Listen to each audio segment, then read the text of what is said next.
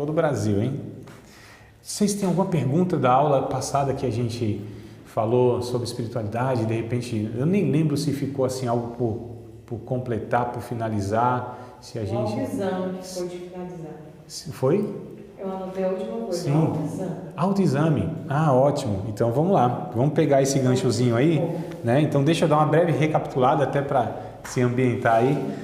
E lembrar também, né, mesmo que estiveram presentes, para a gente lembrar, rememorar aí o conteúdo. A gente está falando de espiritualidade, né? Então eu falei sobre espiritualidade praticada na vida moderna, essa entrada no ativismo, tá? A ponto de não termos tempo para Deus. É um absurdo, né? Mas é isso muitas vezes que na prática acontece. A gente está tão envolvido em ativismo, em atividades litúrgicas, né, religiosas, né, a agenda da igreja, que muitas vezes é colocado assim, de uma maneira exaustiva, que nos rouba tempo de comunhão com Deus, rouba tempo de qualidade de relações que nós devemos ter. A espiritualidade que nós estamos discutindo até aqui é aquela onde nós temos relação pessoal com Deus, porque Deus é uma pessoa, né? E se relaciona pessoalmente, ou seja, individualmente com cada um dos seus filhos. Eu acho isso muito interessante, que ao mesmo tempo que a gente vive essa fé coletiva, né? Porque a fé, ela não é uma fé onde faz do indivíduo um tudo ou o centro das coisas. Eu sou um membro dentro de um corpo, né? Eu sou um tijolo dentro de um edifício. Eu sou uma planta em uma lavoura, né? Eu sou um membro do corpo. Eu sou um filho dentre uma família de outros irmãos. Sempre nessa ideia do coletivo. Mas também, por outro lado, né, concomitantemente, né, ou seja, ao mesmo tempo, nós temos a fé coletiva, e o indivíduo na fé coletiva, e nessa coletividade nós temos o indivíduo. Não sei se complicou aí, né?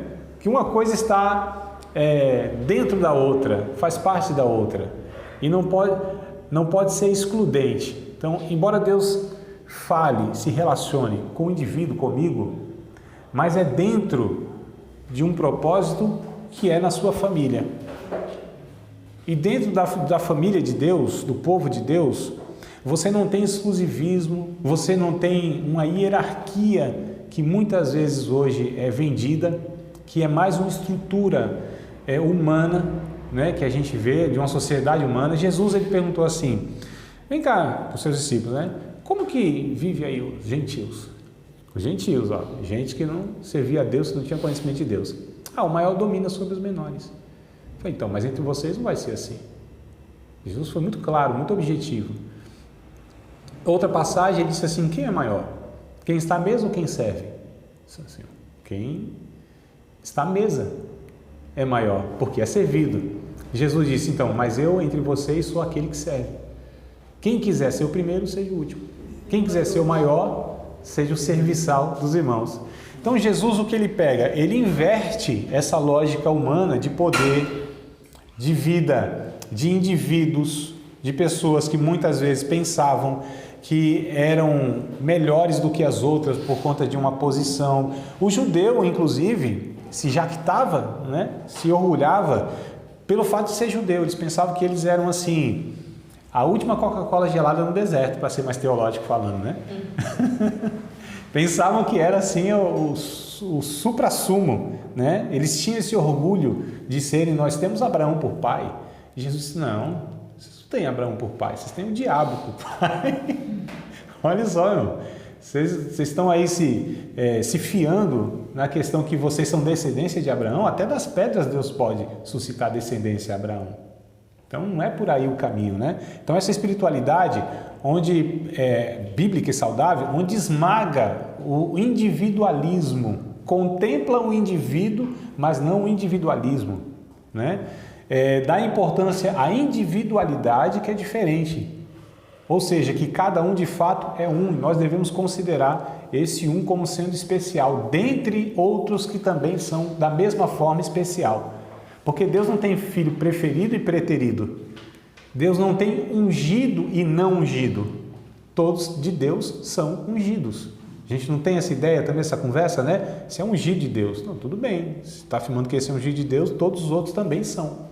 Porque, na verdade, Deus só tem um filho ungido que se distingue dos outros, que é o Cristo. Né? A palavra Christos é ungido. Então, Jesus é o único ungido. Nós só ouvimos da boca de Deus a respeito de Jesus. Este é meu filho amado, o meu ungido, nele eu me agrado. Só a respeito de Jesus, de ninguém mais. Procure em toda a Bíblia, não tem.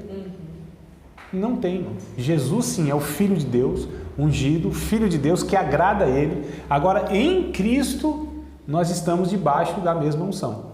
Né? Em Cristo, todos nós somos filhos igualmente. Não tem distinção. A gente vê, por exemplo, mensagens sendo pregadas a respeito do filho pródigo, né? O filho esbanjador. Então, assim, talvez a gente tenha mil mensagens falando do filho pródigo, a gente talvez tenha uma falando do irmão mais velho do filho pródigo. Por que será? Né? Porque o filho pródigo, o esbanjador, o desviado, né? O desobediente, ele seja mais evidente lá na parábola e na vida também. Mas quantos estão perdidos dentro da casa de Deus? Se justificando, inclusive. Senhor, nunca, Senhor, transgredi nenhum dos teus mandamentos. E vem esse aí, desviadão aí, todo torto, zoado. Essa linguagem bem teológica, né? Bem técnica. Vem aí o Senhor faz toda essa festa e eu nunca transgredi um dos teus mandamentos. Então, olha só que coisa perigosa, essa espiritualidade onde o indivíduo ele se acha de fato alguém a ser por Deus contemplado e muitas vezes, amados, porque a gente tem que combater algo que é natural na nossa vida, que é o egoísmo.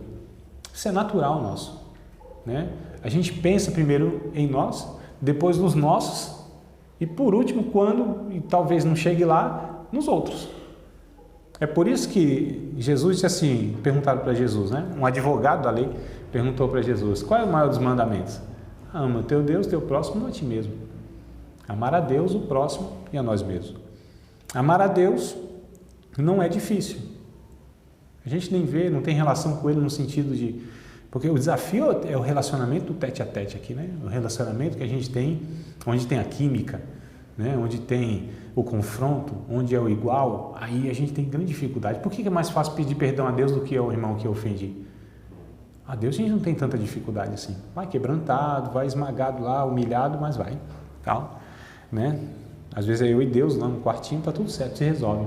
Mas a dificuldade que a gente tem para chegar no semelhante e reconhecer que pecou contra ele, eita, irmão, que coisa dura, difícil. Porque ali você está se humilhando por uma pessoa que é igual a você. A gente sempre considera pior, né? Mas eu estou só colocando aqui no otimismo, né? A gente considera igual. Agora, Deus é superior, né? Fica fácil. Então, diante de Deus é fácil amar. Nós, é natural nos amarmos. Agora, o próximo que é a dificuldade da gente amar o próximo como a nós mesmos, da mesma maneira, igualzinho a nós mesmos. Então, fazer essa dosagem que talvez é o grande desafio que nós temos, né? Porque também você tem um extremo que muitas vezes a pessoa se anula em relação a outra. Não é isso que a Bíblia diz. O negar-se não é anular-se. A gente muitas vezes tem isso dentro de um matrimônio, onde um anula o outro. Isso não é saudável, isso não é bom, né? Jesus não se anulou por nossa causa, Ele se sacrificou por nossa causa, mantendo-se quem Ele sempre foi, Filho de Deus, na sua dignidade. Então a gente precisa entender essa dinâmica da espiritualidade, né? Então o ativismo muitas vezes nos rouba as relações com Deus, as relações com as pessoas, que é o principal, amados, o principal que nós temos na nossa vida cristã é o relacionamento com as pessoas, todas as pessoas, principalmente os domésticos da fé, como Paulo diz, mas todo ser humano. Nós temos que ter a consciência de que tudo que conquistamos, né, de direito civil, como igreja, diante do Estado, como patrimônio arquitetônico, porque a igreja é rica demais. A igreja no Brasil é muito rica. Aí tem alguns pensando assim, rapaz, minha igreja não é não. Há dificuldade lá para pagar aluguel, água, luz e comprar instrumento, não sei o quê. Estou falando em geral, né? A igreja, ela é muito rica, passa muito dinheiro pelos cofres das igrejas e tal. Eu estou falando um âmbito mais abrangente, né? E então eu falei sobre o que mesmo? Estrutura, direito civil que nós conquistamos, né? Que nem sempre foi assim. Fomos muito perseguidos já aqui no nosso país e hoje a gente tem, graças a Deus, essa liberdade. Parece que uma vez ou outra assim, o povo se apavora um pouco porque tem uma coisinha ou outra lá, né? Patrimônio, capital social que nós chamamos na sociologia, capital social, pessoas. Então tudo isso que a gente tem uma finalidade: servir o ser humano. Então a espiritualidade não é aquela que o indivíduo, como eu disse, ele se serve, mas ele é servido, certo? A espiritualidade é onde eu consigo entender que tudo em minha volta tem um sentido, que tem um significado que não é para me favorecer, é para nos alcançar. É diferente, porque Jesus não morreu por mim, Jesus morreu por nós. Essa espiritualidade que a gente se junta num lugar para adorarmos a Deus, né? Tem um pastor amigo meu que ele diz assim: rapaz, na igreja a gente só vê nuca, né? Não senta todo mundo assim olhando para, só vê nuca. Ele quer dizer que a gente não olha um no rosto do outro, a gente não tem essa relação, né, de família na liturgia, um negócio muito institucional, muito cerimonial, muito religioso, muito pragmático no sentido, né, religioso e tal. E nós deveríamos entender que a gente precisa ir um pouco além, ou mais além do que isso. Faz parte o culto a Deus nesse sentido, sim. Mas quando Paulo disse, por exemplo, em 1 Coríntios capítulo 11, ele disse o seguinte: quando vocês se reúnem para pior. Vocês já pensaram assim que um culto pode ser para piorar a vida dos cristãos? Um culto pode ser assim para... Você entrou abençoado, imagina um culto, você entra abençoado e sai desabençoado. Pensaram nessa possibilidade? Acontecia com esses irmãos lá em Corinto. Entravam no culto abençoado e saía desabençoado, porque a reunião era essa reunião de egoístas, cada um comia a sua própria ceia. E aí Paulo disse: eu vou, não é? Paulo, né? Comia a sua própria ceia e diz assim: e aí, eu vou louvar a Deus. Vocês se reúnem, mas não há união. Vocês têm uma reunião de eus, né? Cada um vendo sua própria vida diante de Deus. Vocês não discernem o corpo do Senhor. Por causa disso há muitos fracos, doentes e muitos que morrem. Examine-se, pois, o homem a si mesmo. Depois coma deste pão e beba deste cálice. Ou seja, participe da coletividade, né? Então eu não me examino para que eu chegue à conclusão que eu estou bem. Eu me examino para entender que porque na ceia, um bom exercício, irmãos, façam isso na próxima ceia. Veja se você consegue lembrar e fazer isso. Na ceia, o único culto que Jesus estabeleceu, o único. Os outros todos é invenção nossa. Nem estou dizendo que é totalmente ruim, só estou dizendo que nós criamos, né? Culto disso, culto daquilo, culto de sei do que e tal. Jesus só disse: vocês têm um culto que é o culto de ceia, o único que Jesus disse. Toda vez que vocês se ajuntarem, comerem isso, é para relembrarem, em memória de mim.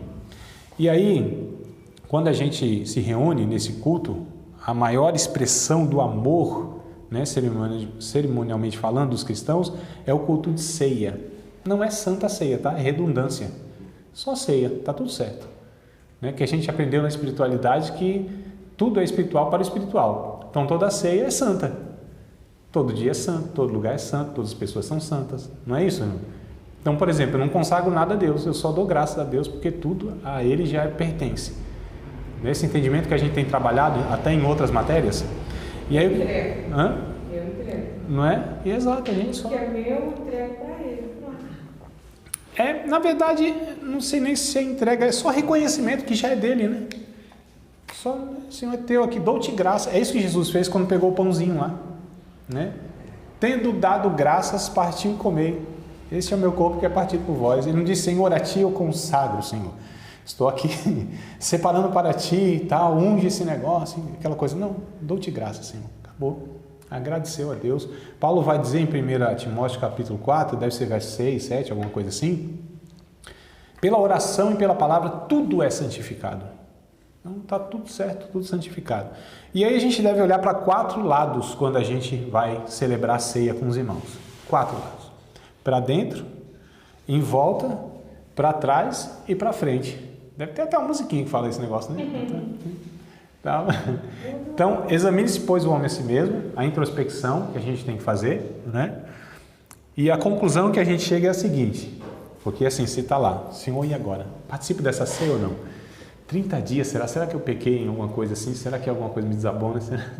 Aí os doidos chegam à conclusão que está tudo certo, está tudo quitado, ele não fez nada que desabonasse. Isso é uma loucura, essa conclusão, né? Então, posso participar porque está tudo certo. Não, mas aquele que se acha indigno é este que deve participar, né? Então, se ele chega à conclusão, Senhor, eu não tenho condição alguma de participar disso, não há dignidade em mim, não há méritos em mim, eu não tenho condição de ter relação contigo. Cheguei a essa conclusão que sou indigno, esse é digno, porque é o sangue de Cristo que o habilita para isso, né? Então olhou para dentro, chegou à conclusão que é um miserável pecador e tudo mais. Olhou para dentro, olha para trás. Jesus disse, fazer isso em memória de mim.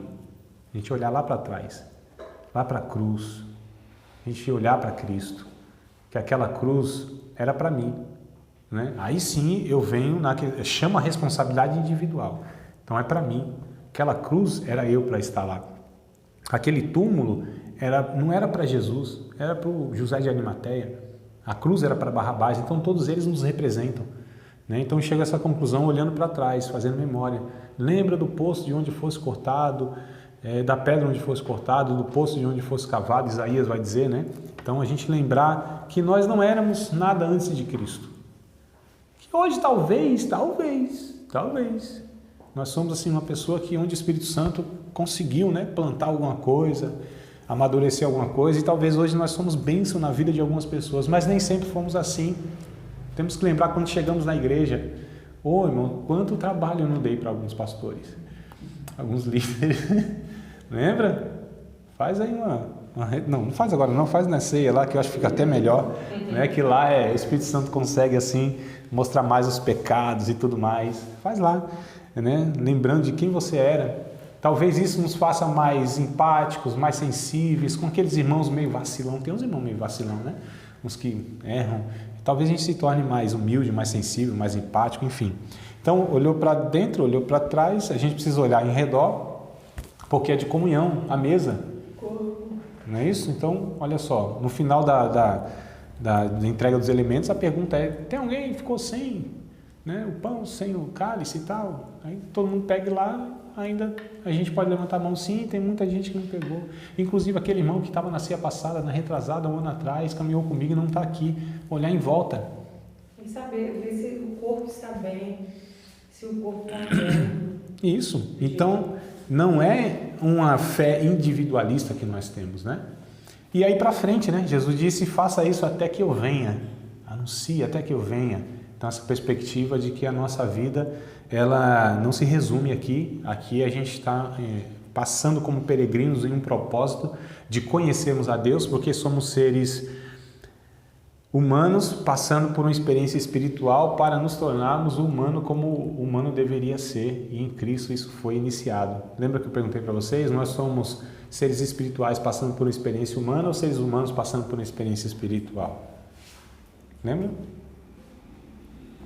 Sim ou não, amados? Eu continuo sendo espírito. Sim. Mas não ando falando por aí não, vivo a vida e Esse negócio de viver em espírito é meio complicado, né? Mas nós falamos sobre isso, não falamos? Totalmente dependente do espírito. Sim, não, mas nós falamos sobre essa questão, esse ponto? Então somos seres... Eu sou espírito, tenho um corpo e a alma para dentro dele.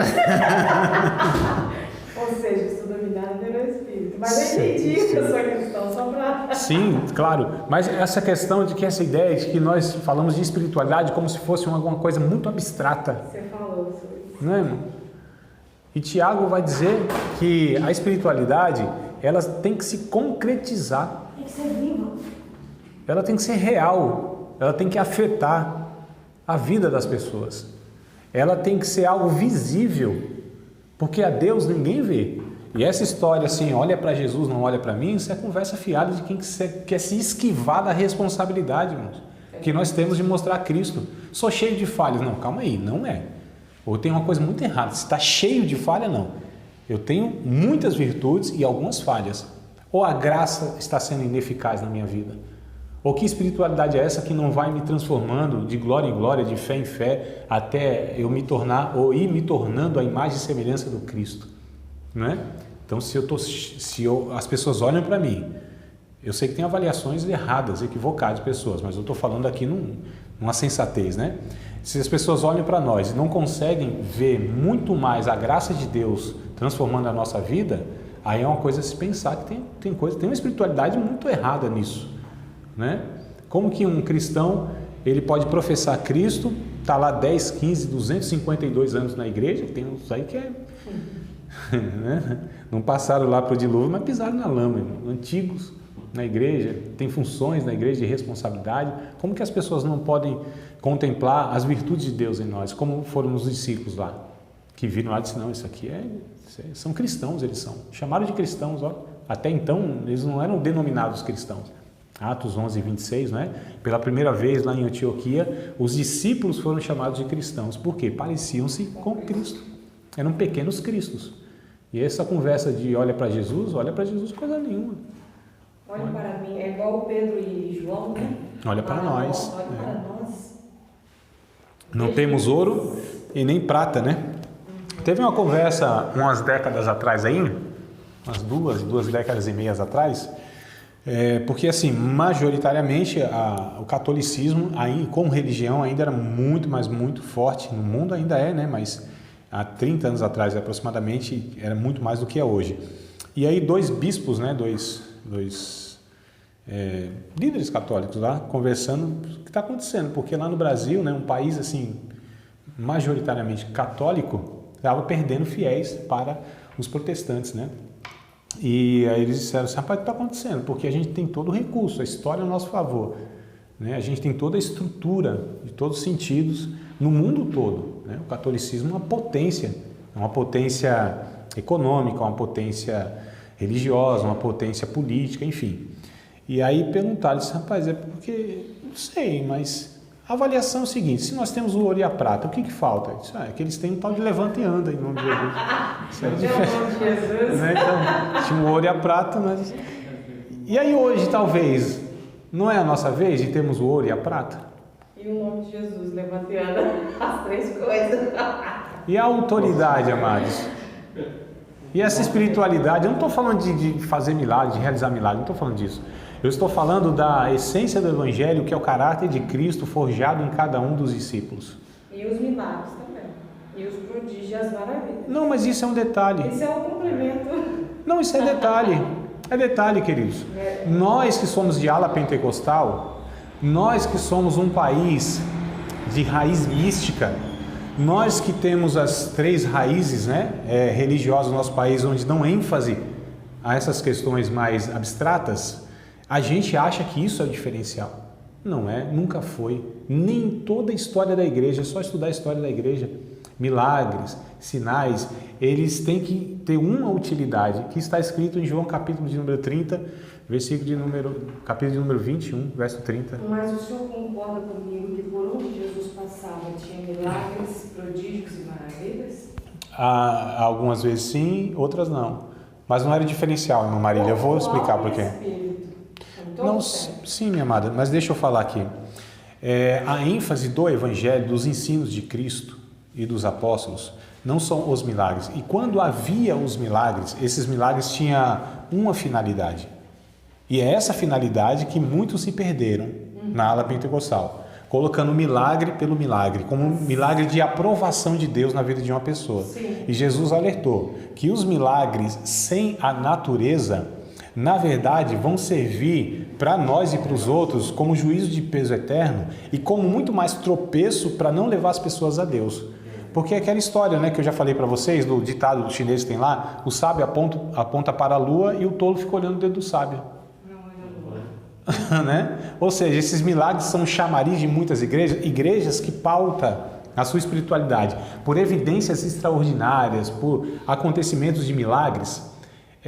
Elas vão ter que trabalhar uma hora para manter aquilo lá, porque milagre não é todo dia.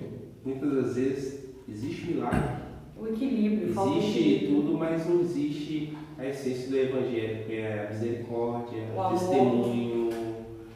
Sim.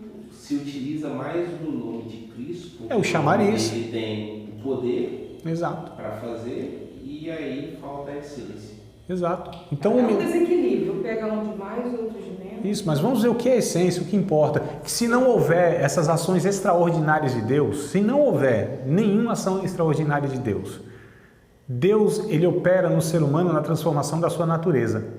Muito mais pelos processos naturais do que pelos sobrenaturais, amados. Naquilo que a gente julga extraordinário. Porque se a ação poderosa de Deus interferindo na ação natural, no curso natural das leis que Ele mesmo estabeleceu neste mundo, que nós chamamos de ação sobrenatural, extraordinária, se isso fosse uma vitamina, se isso fosse a causa de aumentar a fé, Israel, por 40 anos, que viu muito mais do que toda a humanidade, porque era 20, eu não estou exagerando nessa minha declaração, 24 horas por dia durante 40 anos, a Bíblia declara isso com todas as letras, viram milagres, sinais, prodígios. Então, o que é prodígios e sinais, irmãos? Não é o cidadão de cadeira de roda levantando, não. Não é o cego enxergando, não. São coisas assim para deixar as pessoas assim atordoadas. Mar se abrindo, de uma rocha saindo água, chovendo frango assado assim, ó. Todo dia as codornizes, né? São coisas absurdas, irmão. A gente está falando de um período ininterrupto de 40 anos. E a Bíblia vai dizer lá, tanto em Números, capítulo de número 13, 14, principalmente 14, e também lá em Hebreus, que o motivo daquela geração de milhares de pessoas não entrarem na Terra Prometida foi a incredulidade. Como que pessoas podem olhar, ver, assim, a olho nu, 24 horas por dia durante 40 anos, milagre, ver direto, e mesmo assim ser incrédulo? A Bíblia diz, pela incredulidade não entraram na Terra Prometida. Então o milagre, ele só vai ser necessário, né, para aquela pessoa que não acredita em Deus. Os sinais só vão servir para aquelas pessoas que não acreditam em Deus, porque os que acreditam no caráter, na natureza de Deus e na pessoa de Deus não necessitam de sinais algum. Confiam na palavra de Deus, naquilo que Ele disse que Ele é, não que Ele podia fazer, porque nós acreditamos que Deus pode fazer tudo. E o nosso problema não é questão de crença, é questão de relacionamento com Deus. Porque nós nos relacionamos com uma pessoa e pelo seu caráter nós caminhamos mesmo que ela não faça. Porque não me relaciono com o poder de Deus. Mas a igreja brasileira, principalmente, ela se relaciona e ela busca as mãos de Deus e não a face de Deus.Esse é o grande problema. Mas vamos ler o texto de João, capítulo de número 21, que eu disse lá, né? Só para... Capítulo 21. Deixa eu ver aqui, meu Jesus. Capítulo 20, verso 30 e verso 31. Os milagres, amados, eles são de fato um recurso para que as pessoas elas possam entender que elas são limitadas, que existe um Criador e um ser que é maior do que tudo e que todos, que governa de fato até as leis naturais, que intervém na história, que se preocupa com elas. Os sinais, os milagres servem para dizer que é um Deus soberano nessa existência. O milagre tem uma finalidade, sim, de socorrer as pessoas nas suas angústias, nas suas carências, nas suas dificuldades? Tem, mas não é a priori, não é a primeira coisa, não é a principal coisa. O texto aqui é muito claro, ao meu ver, ele é muito claro. Verso 30. Jesus, pois, operou também em presença dos seus discípulos muitos outros sinais. E sinais, no livro de João, a palavra lá no original, semeiam, diz respeito à marca distintiva de Deus. Marca distintiva. Isso, a palavra aqui, sinais, no Evangelho de João, marca distintiva de Deus, semeiam, tá? Ou seja, não é uma ação sobrenatural que causa dúvida em alguém, porque há intervenções malignas também nesse processo. E às vezes a gente fala, eita, será que é Deus? Será que não é? Né? Agora, os sinais que João está se referindo aqui, que Jesus operou, são aqueles que, ainda que as pessoas não creiam não aceitem a mensagem do Evangelho, mas elas ficam sem condição nenhuma de refutar. É aqueles que chegaram até Jesus e a gente reconhece que ele faz uns negócios aí que a gente nunca ouviu que foi feito. Um cego de nascença, por exemplo, a gente nunca ouviu falar que um profeta fez isso, mas a gente não aceita ele, a gente não quer ele, rejeitamos, mas a gente não tem como negar o que ele está fazendo. Olha só, perguntaram lá nesse texto aí do João capítulo 9, né? Perguntaram para o cara, e aí rapaz, quem te curou aí é pecador. Ele disse, eu não sei, só sei que eu era cego e agora eu vejo. Vocês que se virem e decidam. Vocês estão rejeitando, vocês reconhecem que ele está fazendo coisa que nunca se viu antes. Então é uma marca distintiva de Deus, não tem como. Lá os magos eu vou continuar no texto aqui, tá? Os magos lá de Moisés, lá do faraó, melhor dizendo, contra Moisés, né? O tal do Janes e Jambres, o Paulo dá o nome deles, entrega logo os camaradas. Eles estavam fazendo lá, então Moisés fazia o negócio e eles também, então, aquela competição, né, e tal, mandinga e Deus, né, então catimbó do lado, ação de Deus do outro, os magos daqui, o cão de um lado e o Espírito Santo do outro. Aí chegou uma hora lá que Moisés realizou, né, o Deus através de Moisés realizou algo lá e ele disse, eita, aí não dá não, a gente só vai até aqui, isso aqui aí é o dedo de Deus, aí não dá, aí é só Deus que pode operar certas coisas. Aí tem coisas que nem os cães juntos, Satanás, nada, não tem como. Porque aqui é soberania de Deus, é a marca que distingue Deus. É aqui que inequivocadamente Deus fala, sou eu. É a minha marca, meu crivo, meu carimbo. E aí diz aqui, ele operou outros sinais que não estão escritos nesse livro.